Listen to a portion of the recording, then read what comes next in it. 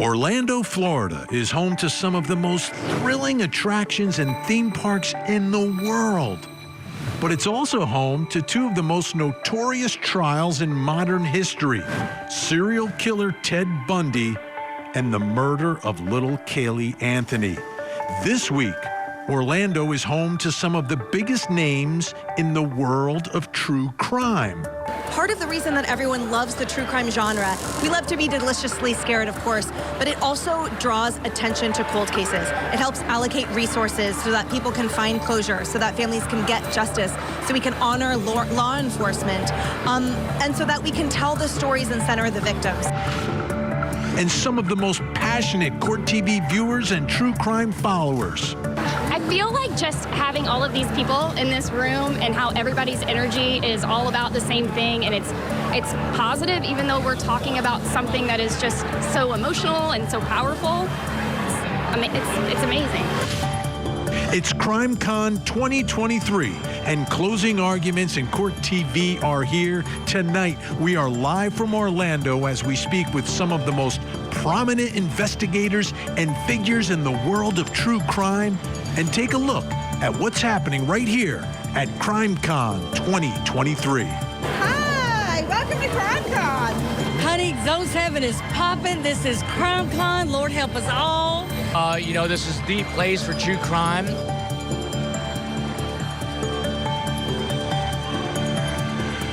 I'm Vinnie, Politan. Welcome to Closing Arguments. Great to have you with us tonight. We are live in Orlando, Florida. It is CrimeCon 2023, and really an unbelievable event. You cannot see it, but we are surrounded by some of the most passionate true crime fanatics, followers, fans, and I think, like every night here at CrimeCon, it's ladies' night. So get ready, folks. Get ready for the next 2 hours. We're going to speak to some of the most interesting and influential people in the world of true crime. So podcasting, right? Podcasting's huge. We have a podcast on Court TV, too. Don't forget to download it. But true crime really lives through these stories that take us to places that we haven't been and uncovering things we haven't seen. And one of the most interesting podcasts, and one that really struck a chord with so many and turned into a trial that you saw here on Court TV, was the Up and Vanished podcast, involving the disappearance of a beauty queen, a school teacher from South Georgia named Tara Grinstead. And the man who created that podcast is joining me right now, Payne Lindsay. Great to see you, Payne. Good to see you. How you doing, man? Good, good. So tell me, first of all, when you think of CrimeCon, what comes to mind? I mean, I think about everyone who doesn't know about CrimeCon, and they're probably like, what the hell is CrimeCon? There's What a whole is it? convention Describe it for us. To be honest, it's everyone who likes to join in the mystery of true crime in general, from consumers to people who investigate the crimes themselves, all meeting in the same place and having a good time and networking and meeting other people like yourself. Now, podcasting is so incredibly huge. Your journey into podcasting, how did it start? Did you one day say, I want to do a podcast? Did you stumble into it? How did you get there? Because your first one is huge, right? It's pretty big now. Pretty big, but yeah, it wasn't pretty as big. It was not very glamorous. I just was sitting in my boxers in my apartment and said, I'm kind of tired of doing freelance filmmaking. I should make a podcast. And that to me was an absurd idea at the time, because I viewed myself as a filmmaker and not a radio personality or anything like that. And I just started looking into a missing persons case in South Georgia and decided that I was going to go investigate it myself. And I knew how crazy it sounded to even me, but I just kept doing it. And it had an impact on the case, and ever since then I've been doing that, I guess you could say, professionally now. Yeah, so was true crime always something that was an interest of yours? I just always liked a good mystery. Right. Things that I couldn't figure out, like things I couldn't solve, bothered me. And so I think it's a human instinct or human nature kind of thing, where if you're trying to, if it doesn't make sense, you want to make sense of it. And if it's a bad guy or a monster, why did he do that? And so that was really where it came from for me. It was just wanting to know what happened and not understanding why no one else could have figured it out by now. What do you think it is about the true crime podcasters that so many times they're able to uncover things and get information that law enforcement hasn't gotten? Like, to me, that's shocking because that's their job, right? Their job is to solve crimes. They've been trained to do it. Why is it sometimes that podcasters are able to go into these places that law enforcement can't get into? I think it's a hard job, and to be honest, if a cop wanted to talk to me tonight who wasn't just at one of these booths, I'd say I'm good right now. I'd rather not. And I think there's a lot of people who feel that way, and I think there's something a little bit more disarming about someone who doesn't have the capability of arresting you or something, even if it's an irrational thing, right?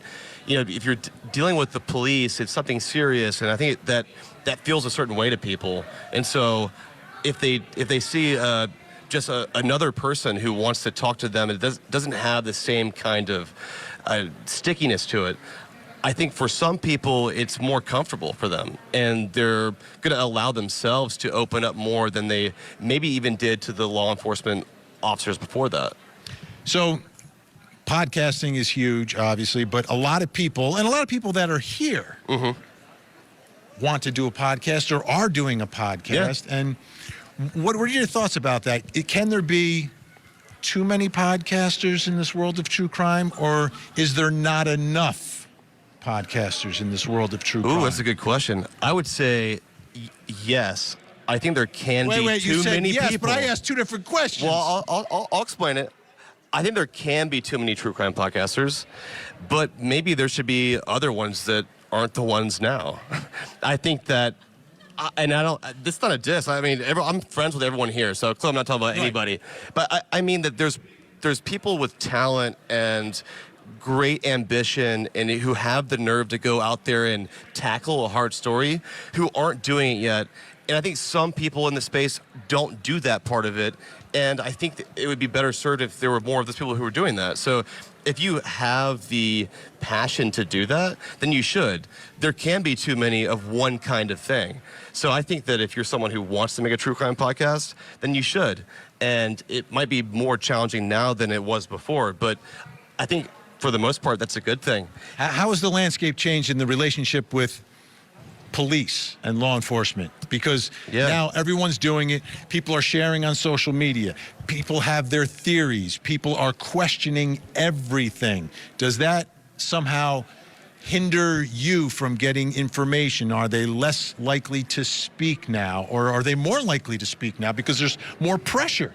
I think it depends, but from my personal experience, sure, it's been better because I've had law enforcement agencies, state agencies who've reached out to me in a professional capacity to ask for my help based on the audio tapes that I have or the video that I have on whoever or the whole case in general. So I think that in a lot of ways, there are agencies out there who want to solve a case who aren't afraid of trying something different when they're stuck. I mean, if you have a cold case and it's been sitting there for years, either you're trying something new or it's just going to sit there and die. And so I think there are some people that have a more nuanced take on the whole thing that are willing to give it a shot. And it doesn't have to be me or even a podcaster in general, but if there's someone who's actively been investigating or is actively investigating the case that you're assigned to, in my opinion, that person should be your friend. Whether you use that information or not, I think that you should be aware of what they have because that only make you smarter in the first place. What's your obsession right now?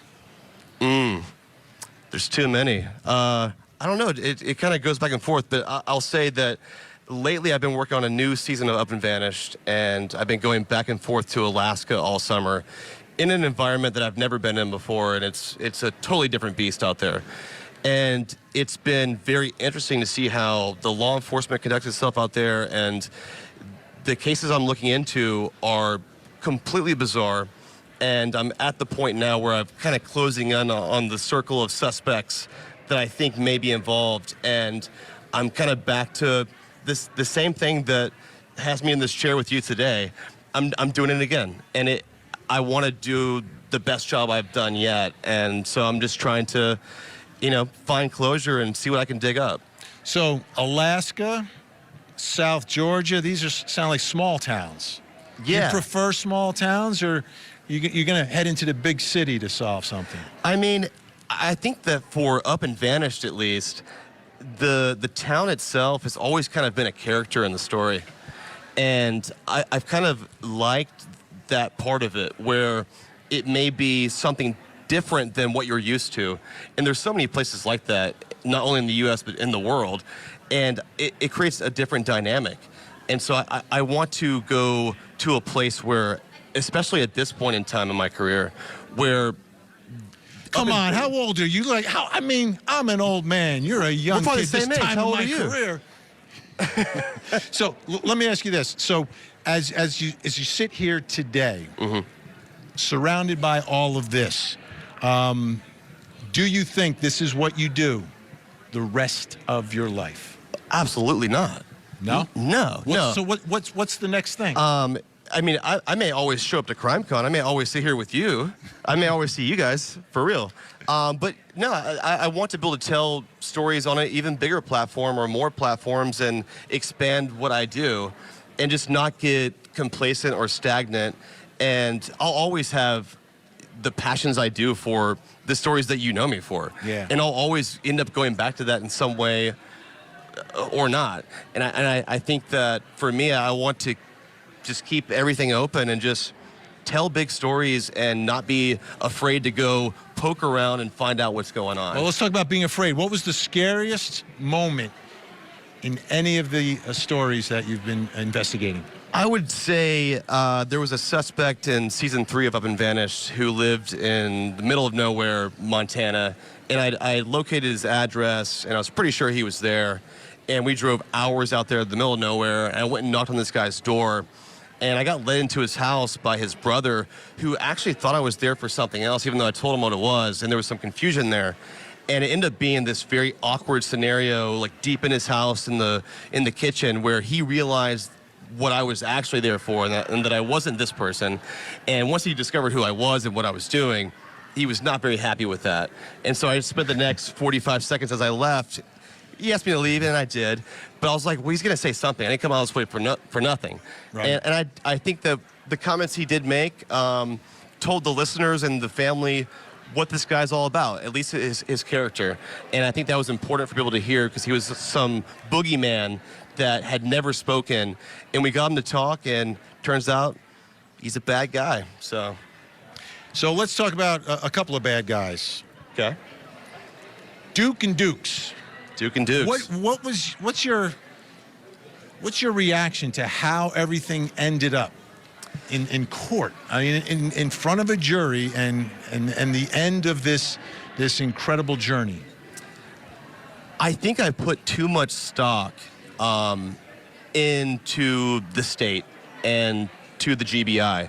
Even though I had seen mishaps in the past, and I know that people had changed over and it wasn't always the same guys, but I was just convinced that if they were going to go so hard into Ryan Duke and ignore all the other things about Bo Dukes and every other aspect of the case, that they must have had something else, and they were going to pull it out there at the end. And when they didn't, and they ended up bringing my name into it, and Up and Vanished, and the podcast, and all this stuff that had no bearing on this case, I wasn't flattered. I was pissed. I was annoyed at that.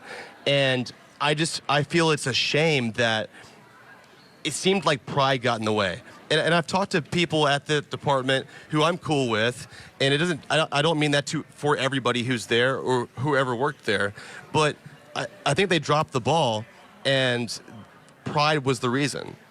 And I hate to say that, but I think that's true. Do they ever find her remains? Did they? Will they? I mean, I've heard that they did, but I mean, it wasn't very much, but there was enough there to validate that spot in the orchard. Sure.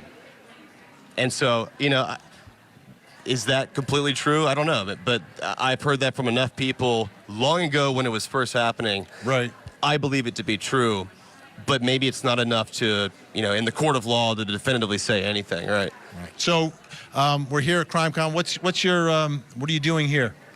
I came here with the Tenderfoot team, my podcast company, and I had a panel today, and we're just meeting listeners and other true crime podcasters and hanging out with you and the Core TV people.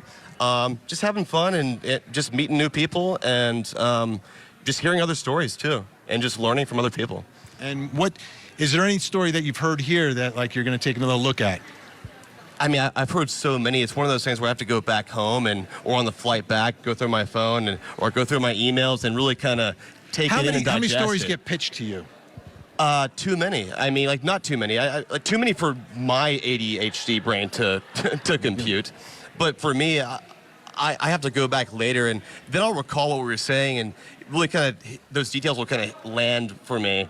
And so I'm excited to kind of dig into some of these stories because unfortunately there's a lot of them. There's a lot of unsolved cases and there's parents here and there's family members here of victims. And so I think it's really cool of them to come out here and just be here at all and show their face because I think this community as a whole is very supportive and wants to help if in any way they can. I think that's why they're here. I think it's smart of them and it's bold of them and kudos to them for doing that. Payne Lindsay, great to see you. Cheers, man. Hey, good to see you. All right, we can do a handshake. Here we go. Awesome job. Payne Lindsay, up and vanished. Tenderfoot, amazing stuff. All right, folks, we're live here in Orlando, CrimeCon 2023. We're bringing in the heavy hitters. Payne Lindsay. Up next, we're going to be talking about the Delphi murders. Don't go anywhere. Craziest thing you've ever heard? Name anything at all, and I've heard it 10 times probably. In the time I've been there, I've probably handled one way or another over 1 million calls. So, how many lives have you saved? It's probably too many to count. It's almost every day. I've worked hard all my life. I've gone from being a local reporter to becoming a law student to then even going on to teach other lawyers, all before I came to Court TV. As a journalist, lawyer, and teacher, I learned the secret to success is speaking in your authentic voice. And I bring that lesson to my show, Opening Statements, every morning on Court TV. Opening Statements with Julie Grant. Weekday mornings at 8, 7 Central, only on Court TV.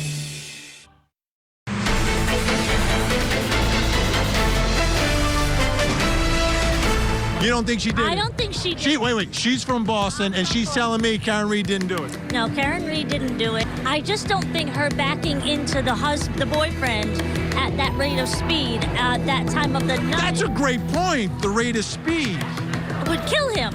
Okay. I'm buying it. So, no, I don't think Karen Reed did it. Everybody's got an opinion here at CrimeCon 2023. We're live in Orlando. What a scene. What an absolute scene down here. But you walk around and you talk to people. Everyone's saying, are you doing Delphi tonight? What time are you doing Delphi? Well, we're doing Delphi right now. And joining me, investigative journalist and author of Down the Hill, Susan Hendricks is with us. And, of course, retired police, I got a teleprompter's going a little slow. Retired police commander, host of the Profile Evil podcast, and the author of the book Deceived, an investigative memoir of the Zion Society cult. Mike King is with us. All right, Susan, quick question. Yep. Who is more casually dressed tonight? Me with a jacket, no tie, or Mike with a tie, no jacket? Ooh, I think that's up in the air. A or B? Who's more casual? Ooh, that's a tough one. I'm thinking you are, no tie. I'm a little more casual. Mike's always formal. All right. Let me start here, Susan.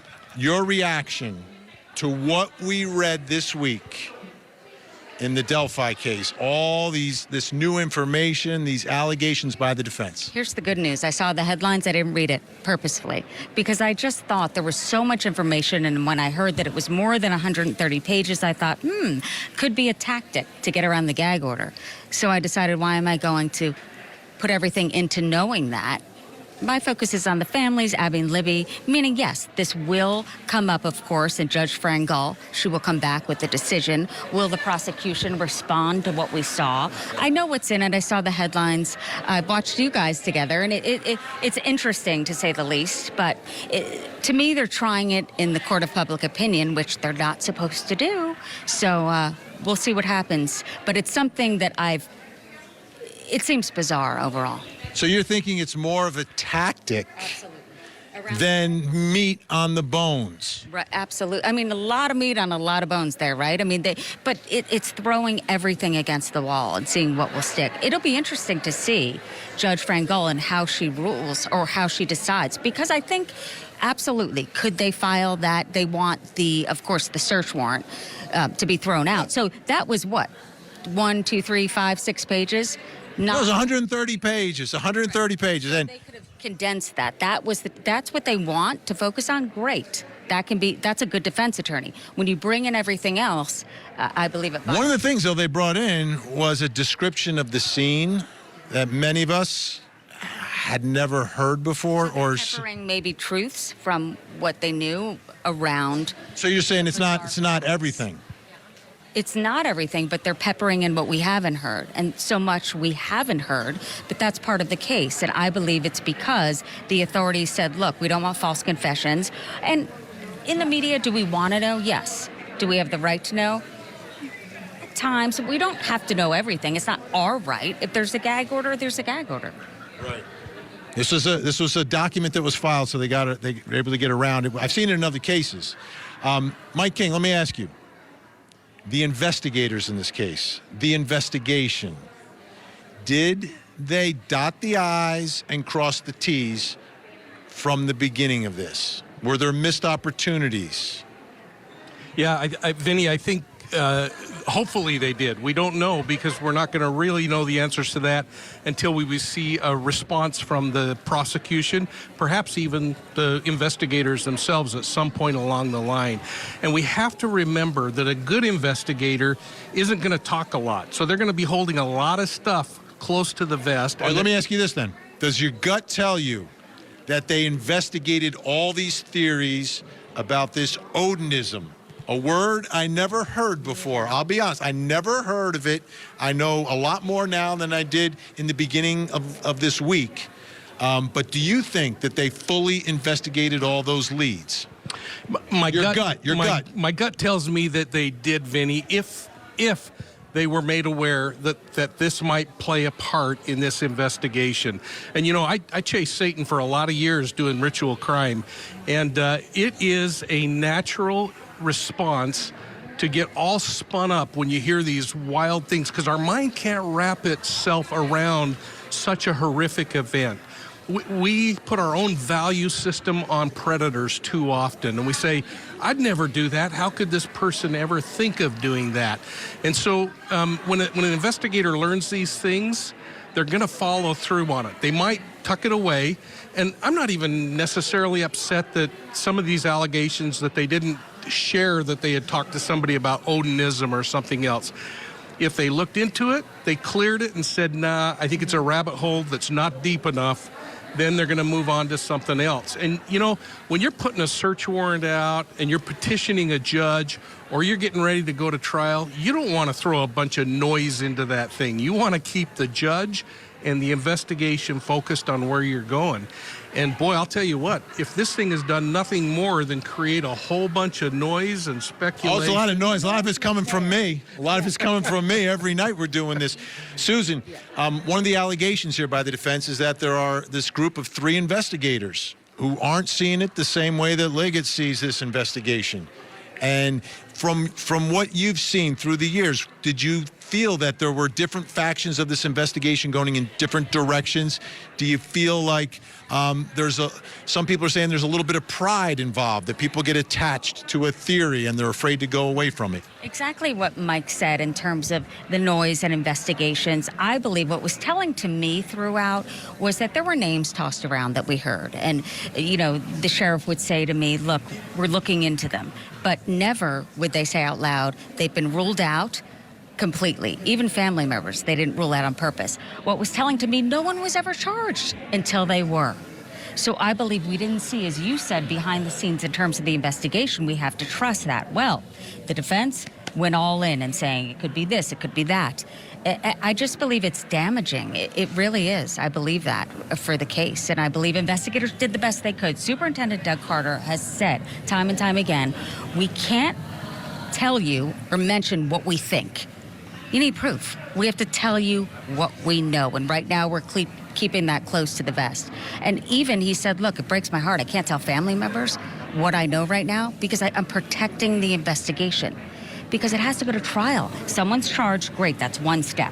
You have to prove it, and they have to be found guilty or innocent, depending. This is all noise. I feel like it's another distraction, again. Well, another thing the defense is saying, impossible for one man and impossible for Richard Allen to have done it. Battle the experts, then. Impossible, yes. Maybe someone on the stand says, no, it is possible. Mike, from looking at the scene and knowing what we know, right, about where they were, how they ended up, what the bodies looked like, does it strike you as one man? I don't know. Or does it have to be more than one? They say it has to be more than one. They're saying it has to be. I absolutely disagree that it has to be more than one person, but it possibly could. It's really hard to tell that, but we have to think about the fact that, number one, we can theorize that whoever was there had a gun, because that came out early, and we have evidence to support and that wasn't in the documents, right? I mean, the bullet, was that not in the documents? Meaning, like, why'd they leave it out, the defense? No, they talked about the bullet. They said that there weren't a lot of photographs of the bullet. That there's one photograph that's on the ground, and then the chain of custody of the bullet goes away. They want that out. They want that out. Yeah. But we get that notification that there's a weapon involved in this thing early on. That can gain control of two people, especially two young people, really quickly, Vinnie. We also know that from what we're reading, that the injuries were not caused by a gun, but by a sharp instrument. So that tells us that this predator or predators wanted this to be really personal. It had to be up close and personal. And we know that there was a level of disorganization because of the way things kind of unfold and the evidence that we're hearing about.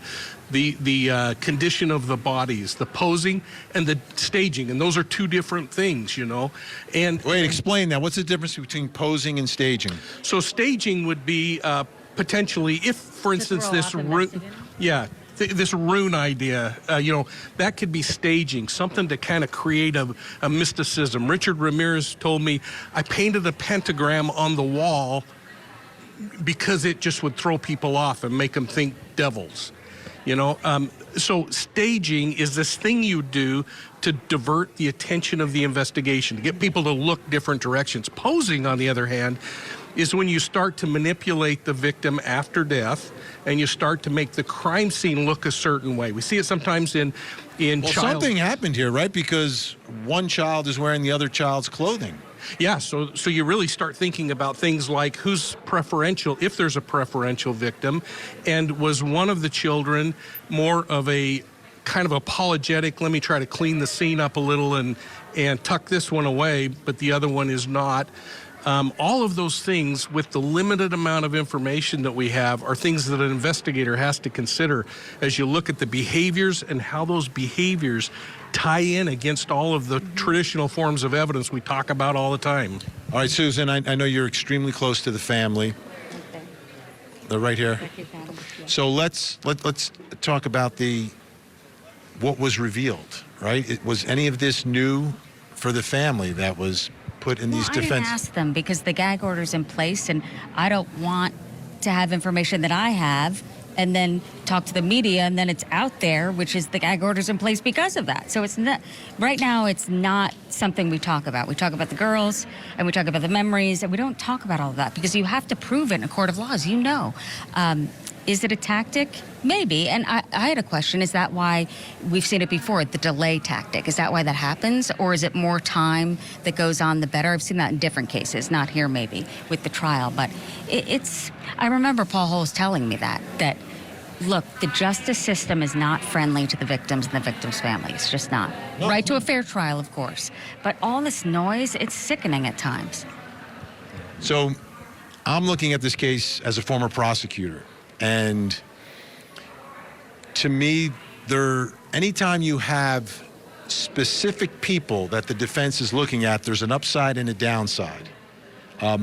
The upside is that you, as the prosecution now, can prepare to explain to the jury why these people were suspected, why they didn't do it, which is great. The danger always is, though, if there's one juror or more that doesn't believe they did it, because that's not what the defense has to prove. They just have to, a juror just has to believe that that's a potentially reasonable explanation. And as a prosecutor, that scares me. The cases where they don't put anything out there, I'm like, they're not putting anything out there because they've got nothing, because the killer is on trial right now and charged. In this one, it looks like they're going to be pointing the finger in a very specific direction. Casey Anthony, we covered it together. It was the dad in the opening statements. Was anything ever proved? She had to bring the name up, right? I've been in Orlando less than 24 hours, and she's bringing up the name. She's bringing up the... No, I'm only kidding. Shots at the I know. But all of a sudden, Jose Baez, he went out swinging in the opening statements, and you don't have to prove it? What? But was that enough doubt? Obviously it was. And I could see the same thing here in the opening statement. They're talking about Odinism and this and prison guards and ritualistic. Doubt. And then for the rest of the trial, the jury hears all the evidence, sees the evidence through that filter. That's the danger. Absolutely. How do you get any sense of how confident the prosecution is in this case? I don't, but I think that it will be interesting. I know that they wanted the gag order in place because remember that first document from the defense attorneys kind of saying, oh, Ricky wouldn't do this and this isn't Rick. And so the judge obviously, through your experience, doesn't want to taint possible jurors who are out there. I don't know. I think silence is powerful at times. I mean, this document is... Yeah. But what's interesting when you talk about not wanting to taint the jury, the shoe's on the other foot right now. 9 out of 10 trials I cover, it's the defense. They want everything shut down. They don't want any publicity. They hate court TV, no camera. This defendant wants the cameras inside the courtroom. I wonder why. What do you think? My guess. No. My guess is the defense wants the cameras in the courtroom because they want this aired publicly for whatever reason. Well, now I feel like Judge Frank Gall, who's part of that testing program, and like that from what I read in terms of, is for it overall, I would think. And I think now she kind of has to because of all these theories. Like, people have to know, because there's been, I think the silence, though, it was difficult for Superintendent Doug Carter and all the investigators involved. It was difficult. They shut everything down. That allows for speculation, and it snowballed. And there was speculation. And I agree. I think that's one of the reasons they want cameras, because they want all the evidence out there, and then people will interpret it the way they will. At the end of the day, though, once the trial starts, to me it's irrelevant because the jury listens to the judge. Yeah. Delvin Perry, remember? Yeah, and they base their verdict on what they hear in the courtroom. Yeah. They never base it on what I say, what someone says on social media. Jurors take their job seriously. Now, I agree. Tell me about the book. What I really wanted to do was to talk about my experience with the families. When I started writing this, no one was in custody, no one was arrested. It was a story about the families and how much, just what I gained from them and meeting them, and they're amazing, they're over here. It changed me as a journalist and as a person, and so that's what I wanted to get out.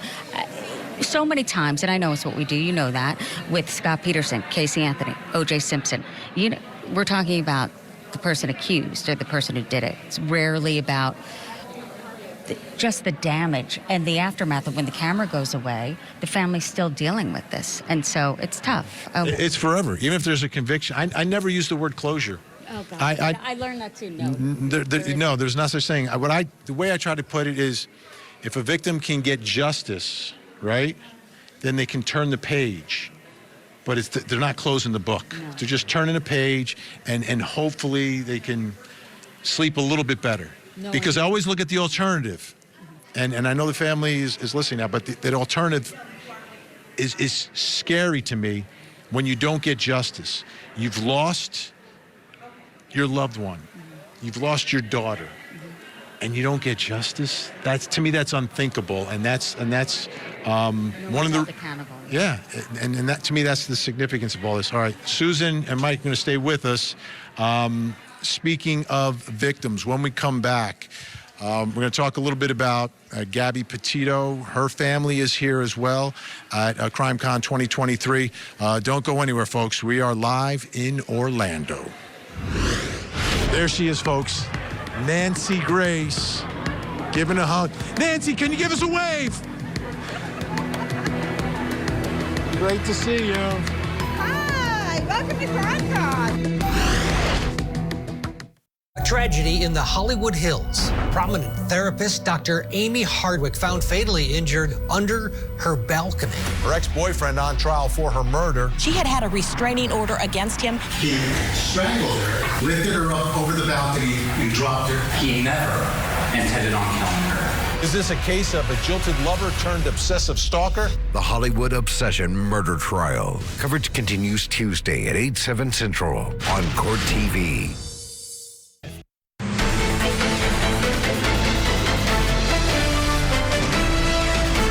Gabby Petito's brother came up to me and put a bracelet on my arm and said, "You remind me of my sister."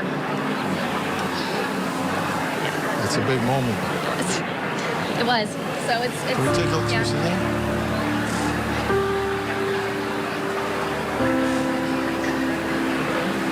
That's awesome. This is another reason that people come here. I mean, the big hearts that the folks have here for all the victims in all of these cases. That young woman getting the bracelet from Gabby's brother, and she was truly touched by all of that. And that's, you know, you have that part of you that wants to help solve the case, but then it's really, all of it is really a search for justice for the victims.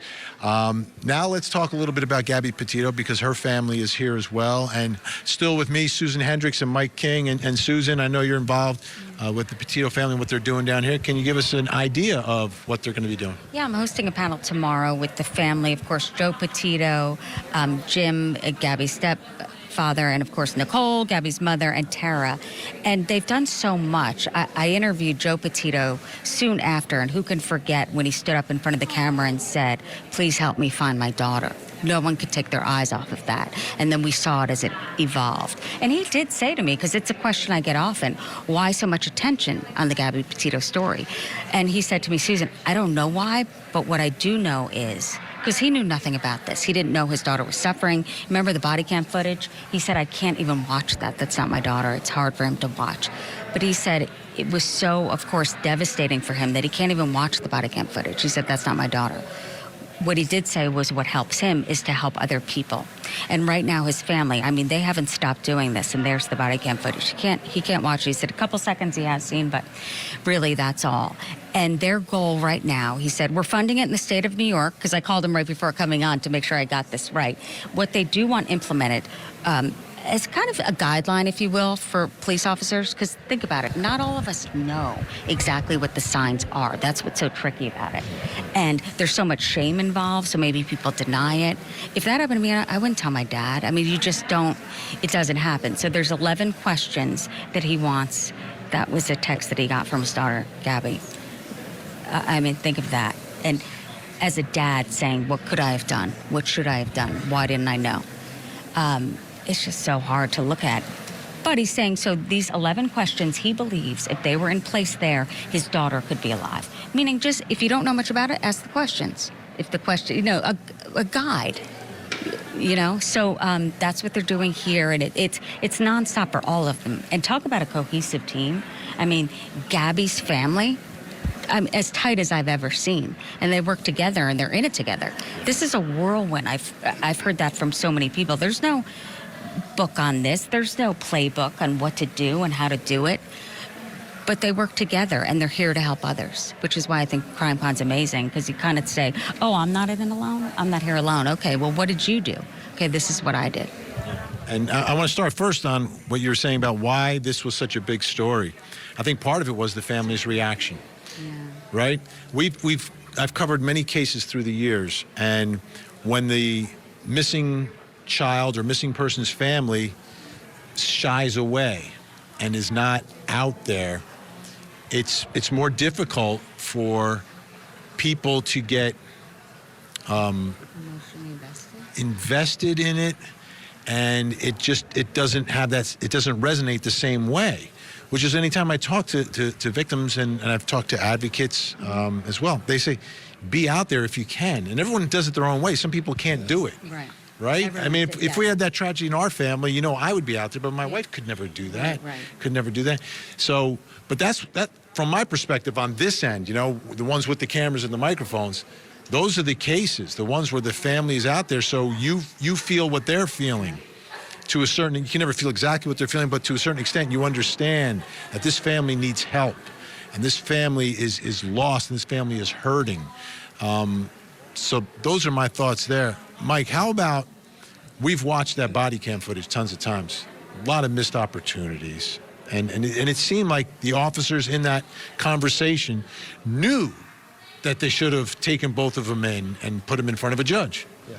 You know, Vinnie, we've talked a lot about this idea that during that defund the police process we went through a few years ago, and the demand to have mental health counselors out there, I was absolutely against sending a mental health counselor on something that a police officer should have to handle. But cases like this are the perfect example where someone who has a true understanding of the human psyche, that can sit down, that isn't completely engrossed in things like officer safety and making sure that the boxes are checked, but somebody that could pull a person aside and say, hey, let's just talk a little bit about what's going on.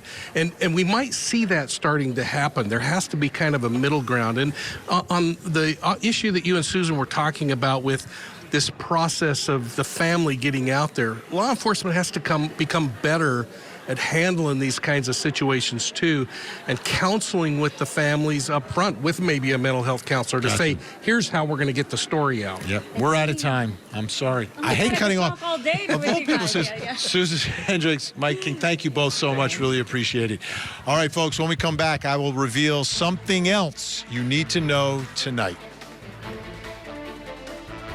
How do you get into the Hall of Fame?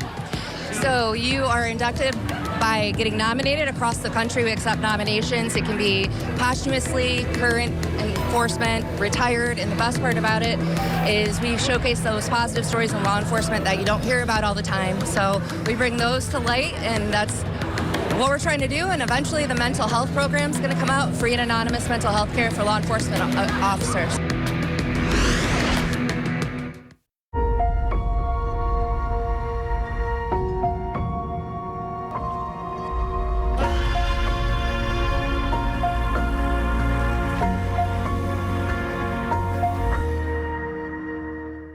I've worked hard all my life. I learned the secret to success is speaking in your authentic voice. And I bring that lesson to my show every morning. Opening Statements with Julie Grant. Weekday mornings at 8, 7 Central. Only on Court TV. True crime can be very tiring. You guys look exhausted. What happened? What's going on here? Two red-eye flights. Two red-eye flights to get here? Where'd you come from? Phoenix, Arizona? I know this girl from Arizona. Do you know her name? Jody? I live in Mesa. She's up in Peoria. I've been wanting to go up there my entire life to go see her, so.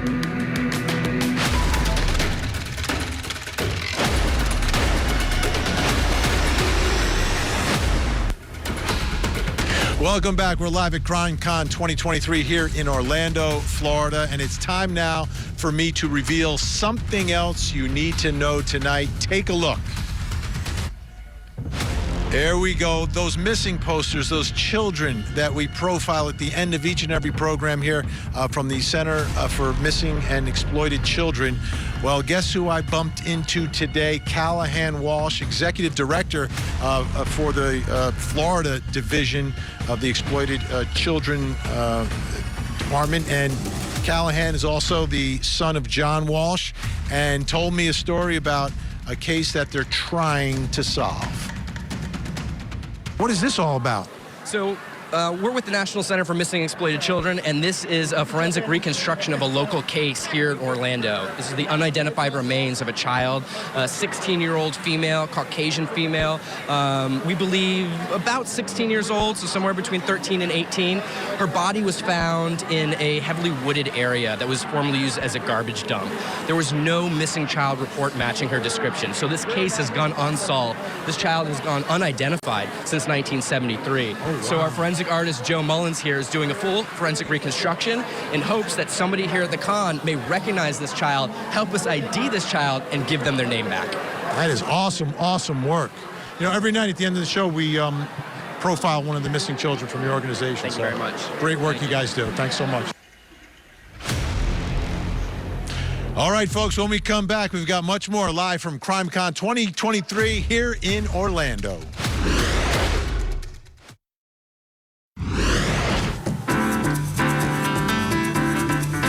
Hi, welcome to CrimeCon. Follow me, folks. Follow me. Follow me.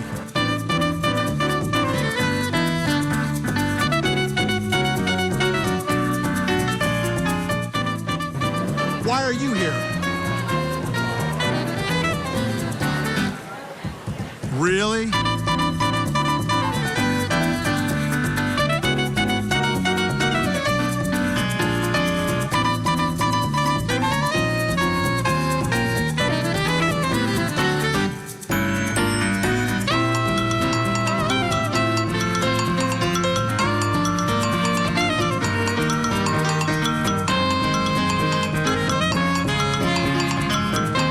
Only at CrimeCon. Welcome back to Closing Arguments. I'm Vinnie Politan. Special episode tonight. We are live in Orlando, Florida for CrimeCon 2023. And as you saw, I mean, everyone is here. The passion, the energy, the friends that you run into here, absolutely amazing. Everyone here looking to understand this world a little bit better, this world of true crime, understand how cases are solved and how interrogations are done. Another place where folks like to travel here at CrimeCon is inside the mind of serial killers. Oh yeah, trust me, they do. And that's what we're going to do right now here at the top of this hour. Three amazing guests joining me. Here with me, psychologist, researcher, expert on violent crime, and co-author of The New Evil, Dr. Gabby Petito is with us. Also joining us, professor of forensic psychology and author of Confession of a Serial Killer, The Untold Story of Dennis Rader, I call him Radar, the BTK killer, and also the author of How to Catch a Killer, Hunting and Capturing the Most Notorious Serial Killers. Dr. Catherine Ramsland is with us. And finally, they say she's a legend, author and professor Dr. Ann Burgess. Great to have everyone here. Thank you for stopping by and spending some time. Pass the mic around and give me your reaction to what is happening here in Orlando. Well, Dr. Petito and I were on a panel today talking about a forensic psychologist who's a prison psychologist who did an evaluation of Ted Bundy, but we also talked about the Manny Cortez case, a potential serial killer that we are trying to link to other cold cases. But just walking around, talking to true crime fans, getting a sense of a place where they can come and feel comfortable and not weird, talking about their love of crime and the puzzles. But you guys are analyzing them, right, as you're talking to them? No, I'm not. Are you? No. No, of course not. I'm off the clock. Yeah, right. I think it's an amazing kind of synergy of people that have a passion for crime solving, helping victims, people who have extraordinary insights into violent offenses that really should join forces on more and more projects. And there's something about bringing people together and just kind of getting them to chat in a room that creates this wonderful bringing together of minds. And I know that I connected with people today, legal minds, authors, even people who have themselves been victimized that really want to help. And so I think it's a fantastic convention. I would just echo all of this. I think that the energy is amazing out here, and just seeing the people is, there's just a lot of interest and questioning. I think that there's a higher level of interest in the more academic. It's a very bright group. They ask the right questions, so you really are learning something. I think that's the other important thing, is that not only is it great to see everybody, but it's going to be teaching a lot of good things. All right, let's go there. Let's go inside the mind of the serial killer. Where's the first place we stop on this adventure? Well, I'll just start with the looking at crime scene and how can you profile from crime scene, because that's what actually one of the books that I wrote on, is how the FBI agents down at Quantico very early in their pursuit of profiling did it. And it was amazing how they would just spread out all of the photos on crime scene and start coming with not who did it. They never came up with that. They would come up with what was the age, where did the person work, what was his history with his family, did he have a job, those kinds of things. And then that information would go to the local police department that then would look at their suspects, and that's how it all started. So that's what I learned. Catherine? For me, there's been a lot of questions about Dennis Rader, BTK, because there are some new ideas about him being linked to cold cases, and that's part of what I've been asked about while I've been here, but I also was on the panel with Dr. Gary Brucato, who looked in depth at the Manny Cortez case. I think when people are interested in the development of a serial killer, we really have to begin looking at fantasies that arise in people who have been slighted by the world, humiliated, treated terribly. It's easy to take for granted how new that work is. It only goes back some decades, and here was really a pioneer of working with behavioral science to kind of understand psychosexual fantasies in individuals who commit these offenses. And people like Dr. Ramsey and myself have explain that to me, the going from being humiliated to having these fantasies. How does a serial killer travel from point A to point B there? Well, there's probably no better person to discuss that than Ann here, who helped develop what we know about that. So let me hand you off to her. It starts early. I think that's the one takeaway that I found, is that it can go back as far as childhood. And something comes up.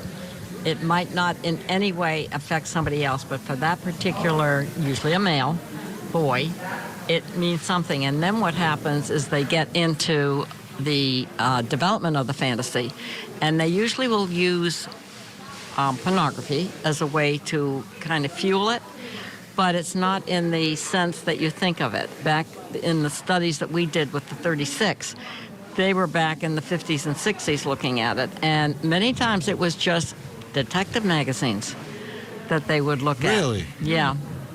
And in fact, Bob Ressler did one of the interviews. I watched him. It was fascinating. He brought in 12 detective magazines, and he asked the serial killer. This happened to be a killer who had, I think, about 10 or 11 victims. And he would go through each cover and ask him what in that cover did he find exciting. And that's how he said this was his pornography. Wow. Yeah. So is there a way to predict this?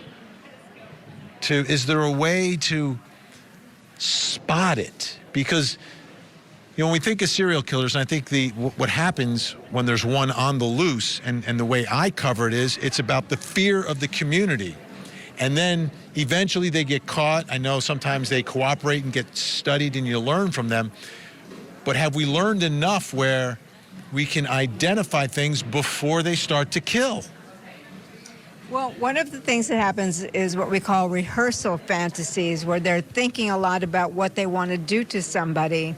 And then sometimes they might make drawings. Like I know Dennis Rader used to draw girl traps on the board at school They could have seen that. They could have wondered, what is that about? So the fantasies often lead to obsessions, and the obsessions might lead to acting out when the triggers are just right, when the opportunity presents itself.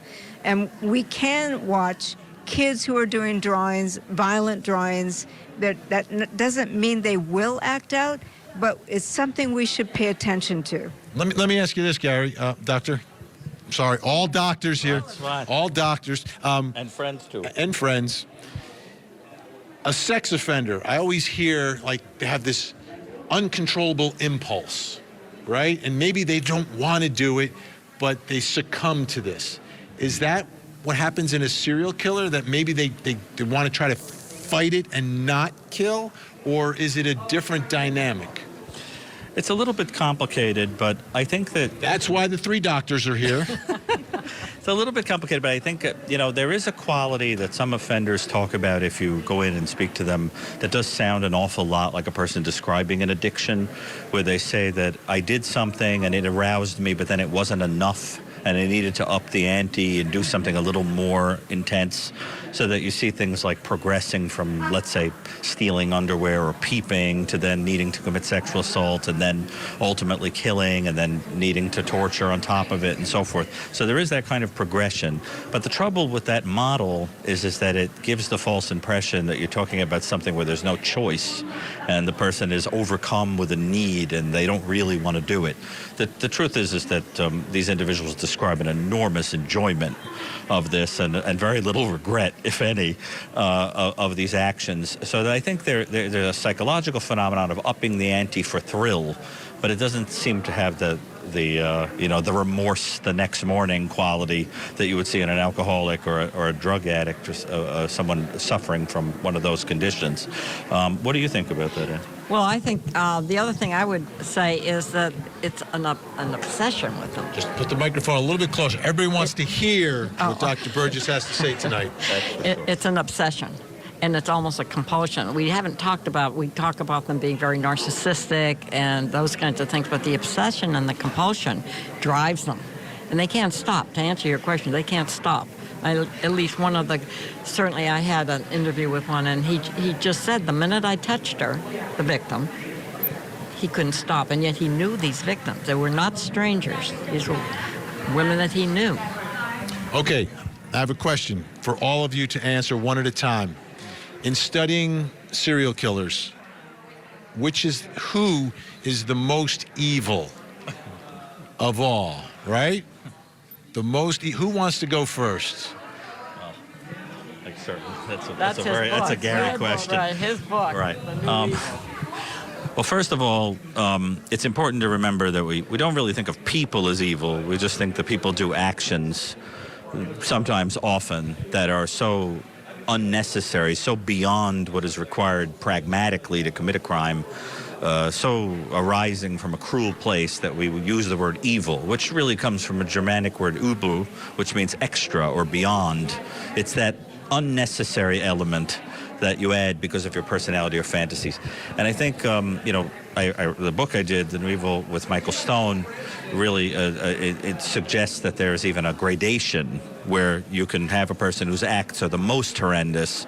I would say that the most horrendous offender that we looked at, and there were about 450 for that book, was David Parker Ray, who was a sexual sadist, murderer, some people believe 40 to 60 victims, who spent $100,000 to develop a torture dungeon called the Toy Box, which contained every manner of device for the exquisite torture of a woman who would then be drugged and hypnotized and made to forget the crime and dumped, if not killed. And that offender, because of his devilish use of his mind to devise torture devices that were so over the top, I think takes the cake for the most horrendous. And somebody who had absolutely no regret between offenses, somebody whose mind, he could have been someone who studied aeronautics, for example, but he used his brain for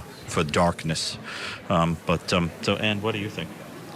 Well, he's pretty up there in my mind. Right. He would be your number 22 level. Oh, yes. He was at 22. He has 22 levels of horror. In the book, yeah. In the book. In the book. In the book, yes. He certainly is up there. I think there are a lot others. I don't know whether, Catherine, you have any favorites? Oh, she's got something to say. Torture murders. But torture. Do you have one that you want to say? No, I'll let you. I mean, I think a guy who puts an ice pick into the ear of a teenage girl while she's alive and stomps on it with his boot is pretty horrifying. I think certainly the toy box killer, I agree with Gary on that, but someone who removes the breasts of women while they're alive is pretty horrifying. Yes. So anyone who's trying to do the most egregious physical harm for an extended period of time for their pleasure would be considered high on my list of people considered evil. Okay, let me flip it. The most charming serial killer you've ever spoken to. Why did you start it? Well, there are a lot that are very charming. They're very psychopathic, if you want to use a more clinical term on it. And certainly, I would say Henry Wallace was. He was a serial killer that could charm people, and everybody liked him. He was a cheerleader in high school. He was in the Navy. He got commendations, and until the wife left him, he had a pretty good record, but he was very charming. I think other people would say Ted Bundy. I wouldn't. No? Okay. Not a Ted Bundy fan. Well, but I've heard people who knew Bundy said he's not anywhere near as charming as the myth will have him be. He's not as intelligent as the myth will have him be. There is a myth around Ted Bundy that doesn't really work because he was nervous, he was insecure, he wasn't altogether charming. I know people aren't going to like me saying that, but the people who knew him well would say that. I think Charles Albright actually had a lot of charm. He's the Texas eyeball killer who surgically removed the eyes of his victims, but he convinced people of all kinds of things that he never did, never had credentials in, and yet got hired for jobs based on these credentials. He had a lot of charm, and yet in his dark side, he was removing eyeballs from his victims. I have a letter from Charles Albright where he denies any crimes. Of course. Yes, and apparently was inspired by. Did he charm you though? No, but he interestingly I learned about him was that his mother was a taxidermist, yes. And he became obsessed with the eyes put into stuffed animals that she would not let him have yes. because they were too expensive. Yes, it's interesting because I have always found that. It is true that the psychopathic, kind of handsome Kenneth Bianchi type of serial killer can be very charming. But in my experience, the most charming, the ones that really disarm you and horrify you the most are some of these health professionals that are serial killers because they make you believe that they're there to help you. These are people that come in, dressed in white and sort of, and then the next thing you know, they're putting, fatal levels of a drug into your blood, and everyone is running, and they're the one that's pumping your chest and trying to rescue you, and they're racking up a body count of 60, 70, 80 people. There's something about that has an incredibly diabolical quality to it, and I think when it comes to charm, those are people that have really fooled you and are people that have often gone to excellent schools and have had friends and so forth, and yet they're harboring this dark side. And so that I find them the most creepy when it comes to this mask of sanity, as Keckley called it. They're putting on a show. We're out of time for this segment. Want to thank Dr. Ann Burgess for joining us, Dr. Catherine Ramsland. Dr. Gary Brucato, you got to stay one more for us. When we come back, folks, more. We are live in Orlando, CrimeCon 2023. Up next, we're going to talk a little bit about the Long Island serial killer. I want to talk to some fellow prosecutors, and they're gone. Where'd the prosecutors go? I was awakened by my brother screaming. Pounding on the door, bang, bang, bang. People don't realize human beings like that can exist in the world. He said that we'd seen his face and there was no way that he could ever let us go. They were not going to let me go. easily. You better fight and you better get out of here. I survived because I'm a born fighter. I Survived, tonight at 10, 9 Central on Court TV.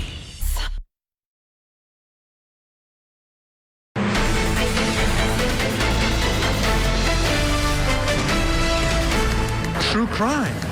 How big is it, and how much are you enjoying the energy here? Oh, we're so grateful to be here, and I credit the success of the Fox True Crime Podcast to the executive producer and booking producer, Devin Kelly and Catherine Horsford. There's an incredible team behind this podcast, and you know as well as I do that part of the reason that everyone loves the true crime genre, we love to be deliciously scared, of course, but it also draws attention to cold cases. It helps allocate resources so that people can find closure, so that families can get justice, so we can honor law enforcement, and so that we can tell the stories and center the victims. Welcome back. I'm here at CrimeCon 2023, live in Orlando, Florida. And when you walk around CrimeCon, there's a thing called swag, right? There's T-shirts, there's buttons, there's all these things that a lot of the folks that are here are giving away. And as I was walking around today, as I'm interviewing people, talking to folks, and I'm looking like what they're wearing around their necks, I would say 9 out of 10 people, but probably 9 out of 10 women, were wearing the Body Bags podcast necklace. And guess who's with us? The host of Body Bags, Joseph Scott Morgan. Hey, Vinnie. Nice swag. Still with us, Dr. Gary Brucata. Pleasure. So this is my first time. You've been here many, many, many times. This is par for the course. What's happening here? Yeah, I think that it is, Vin. I have to say that probably the population density at this one is beyond anything that I've seen to this point. Right. I've never seen as many fans here this time. Will you be willing to share what just happened? Yeah. Okay. Absolutely. All right. So you are on one of the panels giving a talk, right? No, I'm not on a panel. I'm solo, singularly up on the stage. One-man show. Yeah. What were you talking about? 3,000 people there. 3,000 people. What were you talking about? The Idaho murders. Okay. Did you take questions? Yes, I did. All the way through. The talk lasted for about 50 minutes. And I just went through you know me, Vin. We've known each other for years. I was there to talk about the forensics, what happened at the scene, or what I believe happened at the scene. But we started off saying that this was going to be a session where we would honor the victims. And we talked about them. You know, I'm a college professor, so I called roll. I named each one of the victims and said that they can no longer respond to a roll call. And I made it through the session, and then the very last person to ask a question was Ethan Chapin's mother. She just materialized. I didn't see it coming. I had no idea that she was going to be there, and you could have knocked me over with a feather. It was a moment in a crowd that big where a hush just fell over the entire crowd. And over me, I mean, how do you respond to that? I don't know. And that's what, I mean, that's such an incredible example of what's happening here and who comes here. Yeah. And what it means. People are looking for information, for answers. Ultimately, I know a sense of justice. What kind of question did she have? Well, it wasn't so much a question as it was that her comment that she made was pure advocacy.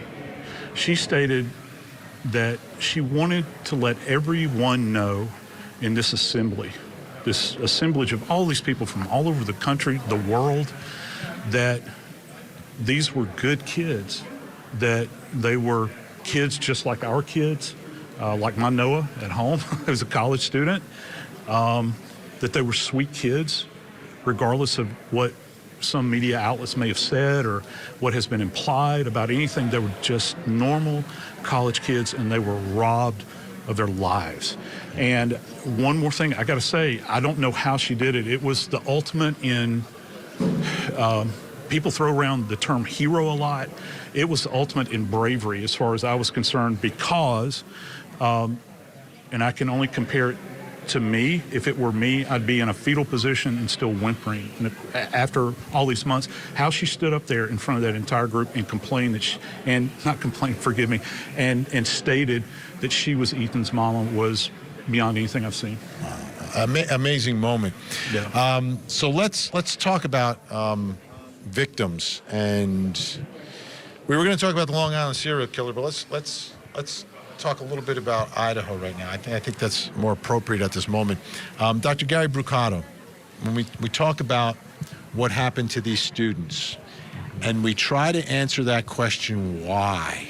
Like, why on earth would anyone formulate in their mind an idea, a plan to sneak around in the middle of the night, go into a home where 4 young people are having some of the best times of their lives with their friends who they're so close for, that are getting ready to come into the world of adulthood, and decide to go in there and take 4 lives at once and destroy the happiness that was on that campus, the happiness that was in all those homes, celebrating what these children were doing. How does someone come up with an idea like that's what I want to do?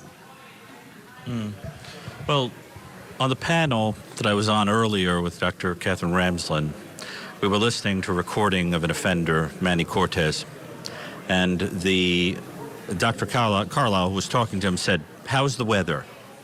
And the answer that he was given was, "It's not sunny outside of the prison, and I'm happy that it isn't, because now I don't have to be envious of all the people out there in the sun." Well, this is the logic of some of these individuals. There's a kind of an idea that they have been deprived of being able to relate to other people in a predictable way, being liked, being welcomed to things, being loved, trying everything under the sun to relate to people in an appropriate way, and being rebuffed, made fun of, whatever. And an individual like that has a kind of a long-standing fantasy of leveling the playing field in some way, and of saying, if I can't have it, why should you? And so we have to take into consideration that there would have probably been a series of events that led to somebody repeatedly feeling humiliated, angry, bitter, so forth, and then essentially going in and targeting people who were emblematic of the kind of life that he was not able to have. Beautiful, young, healthy, vibrant, intelligent, wanted people. And when you see it that way, you get a glimmer of what might have happened there. But it's very difficult for the average individual to make sense of that kind of motive, because we wouldn't think that way. The average person wouldn't be that bitter or angry or odd. So I think we struggle, we grope for an explanation. What is very beautiful is that there are people who can make sense even of that, and then devote their lives to victim work, and going out and preventing anybody else from ever having to feel something like that for 1 minute, so that you defeat that darkness by loving people even after they've done something like that. You go out and you still love people, you help people, despite the fact that somebody deprived you, proving that deprivation is not an excuse to go out and be terrible to other people. Yeah. Joseph Scott Morgan, Dr. Brucato said one word there that fascinated me: odd. When I think of the accused killer in this case, everything that we've learned, everything that we've been reporting on and seeing and looking at, seems to fit that description for this man. Yeah, perhaps, and I think I worked a lot of cases over the course of my career where I had people that were savagely attacked by, I think, individuals that would be regarded as odd. Serialized offenders that have done brutal things over and over and over again. And Doc is right, because there's kind of a, well, first off, there's a numbness.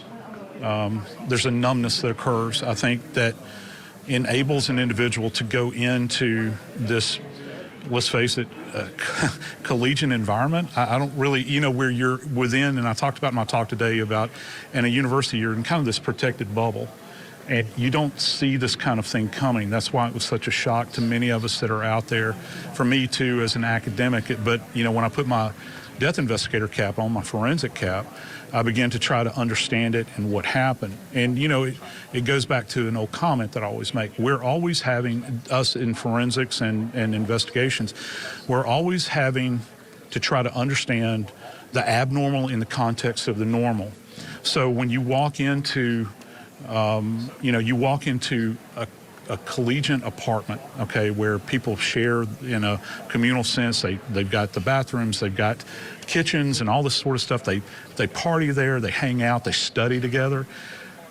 And then you've got this pure evil that visits itself within that environment, and you see the aftermath of it. You see, and I don't know that people at home can really appreciate probably what the investigators saw. We're going to find out. We're going to find out. We will find out, yeah. All right. Joseph Scott Morgan, stay with us. Dr. Gabby Petito, great to see you. Thank you so much for helping us and sharing your insight. All right, we've got more to come here on CrimeCon 2023. We're going to be joined when we come back by someone who was with me when I was in Orlando for 3 months back in 2011. I'm not going to say the name of the person why we were here, but I'll be glad to see Ann Bremner when we return. So tell me about your podcast. Podcast is Survivor Squad. I also do my own podcast as well called Moving Past Trauma. My name is Collier Landry, if you guys know me. I have a film on ID called A Murder in Mansfield about the story of my life. I was 11 years old. My father murdered my mother. I put him in prison, where he still is incarcerated to this day. No one believed me except for one detective, and together we solved my mother's murder. So that sort of inspired the work that you're doing now. That inspires the work that I do. I partnered up with Tara Newell. Tara. Dirty John. Yeah. And we do Survivor Squad, sharing stories, allowing survivors to share their own harrowing stories in their own words instead of someone else kind of sharing the story. We're both big advocates of ethical true crime, and we came together because I interviewed her on my podcast, and we said, let's do a podcast together. That's fantastic. So tell me about CrimeCon and meeting these folks who listen to you. What's that like? It's so amazing because we get to meet other survivors and a lot of people that have trauma, but, you know, it may not be as big as ours in a sense, but, you know, and then other people that it's as big as ours, and you know, there's so many interesting stories here that it's just so great to connect with other people and then, you know, meet people that listen to the Survivor Squad, because I'm so thankful when people do listen to the podcast. It's awesome. Great work. I'm glad you guys are survivors. Yes, we are too. Tragedy in the Hollywood Hills. Prominent therapist Dr. Amy Hardwick found fatally injured under her balcony. Her ex-boyfriend on trial for her murder. She had had a restraining order against him. He strangled her, lifted her up over the balcony, and dropped her. He never intended on killing her. Is this a case of a jilted lover turned obsessive stalker? The Hollywood Obsession Murder Trial. Coverage continues Tuesday at 8/7 Central on Court TV.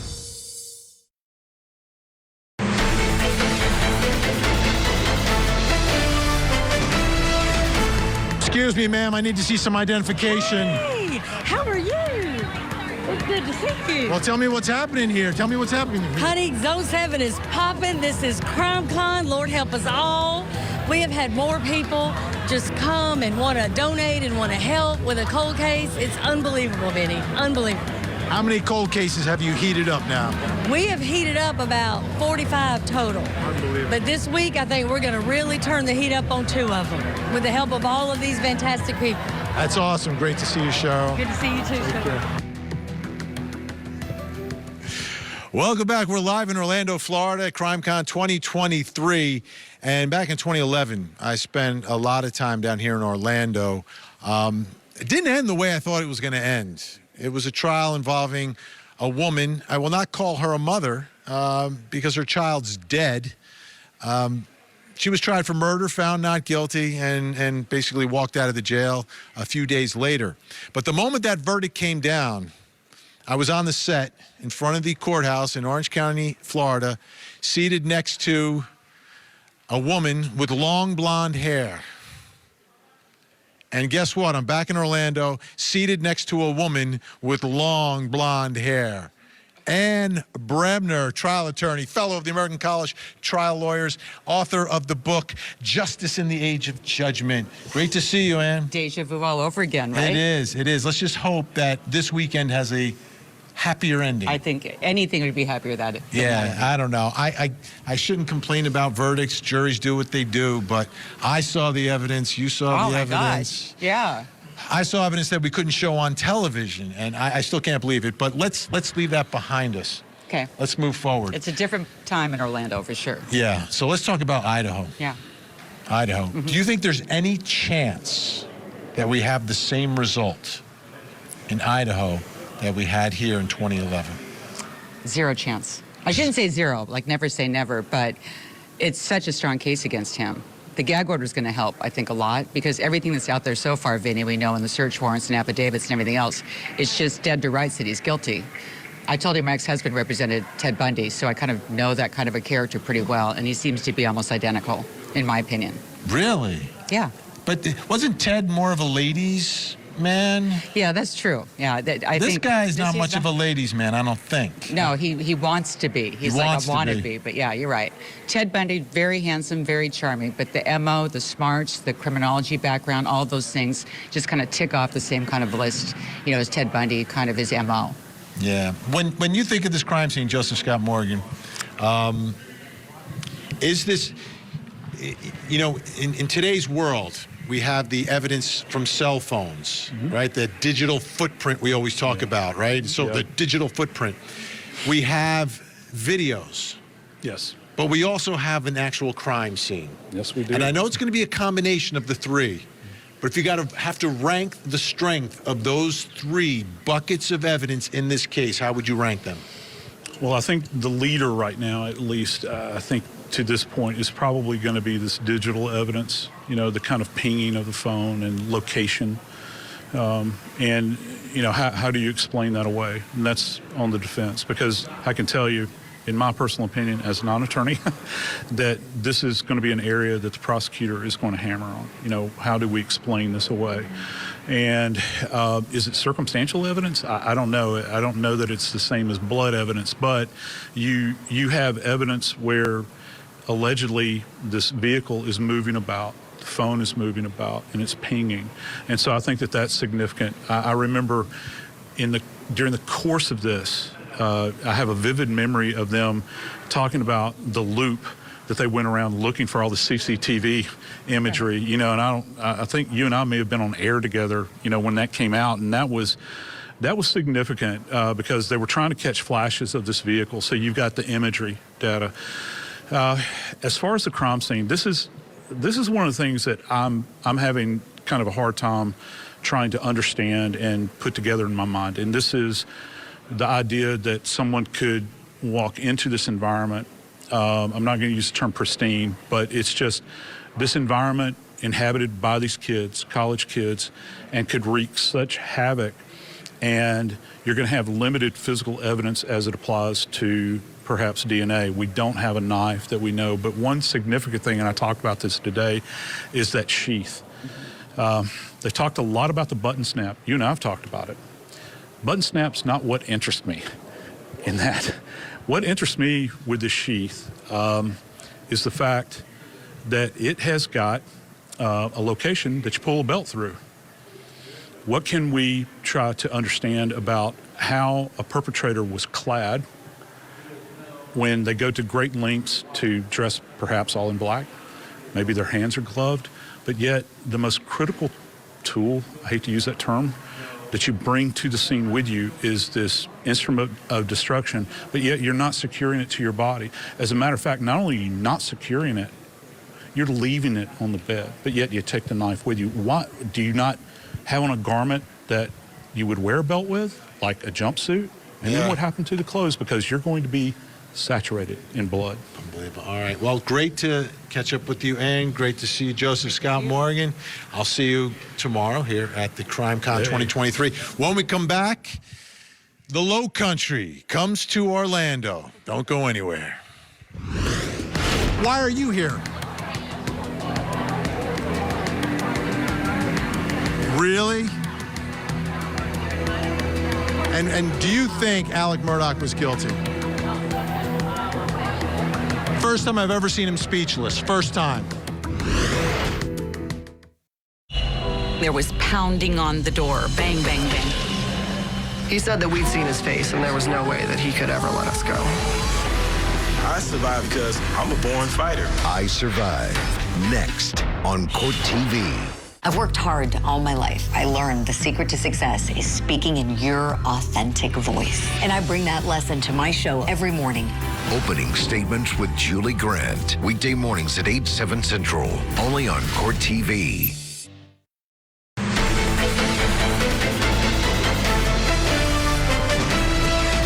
CrimeCon Orlando 2023. You never know who you're going to bump into. You know, you could be walking around. Oh, excuse me, sir.